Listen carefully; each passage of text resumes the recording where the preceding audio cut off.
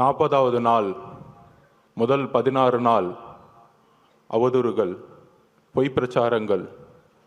துரோகங்கள், சூழ்ச்சினா என்னன்னே தெரியாத நம்மளுடைய கட்சி 30 வருஷமா இயக்கங்களா, மக்கள் இயக்கங்களா உருவாகி நலத்தட்ட இயக்கங்களாகவே மக்களோட இருந்து இதை வழிநடத்தி இன்றைக்கு சூழ்ச்சினா என்னன்னு முதல் முறையா கரூரில் பார்த்து அந்த சூழ்ச்சியை எதிர்கொண்டு இன்றைக்கு எந்த சூழ்ச்சி செய்தார்களோ அந்த திமுக இன்றைக்கு மக்கள் முன்பு ஒரு குற்றவாளியாக ஆக்கப்பட்டு தமிழகத்தில் பேசி பேசி வளர்ந்த கட்சி திமுக இன்றைக்கு பொய்யை மட்டும்,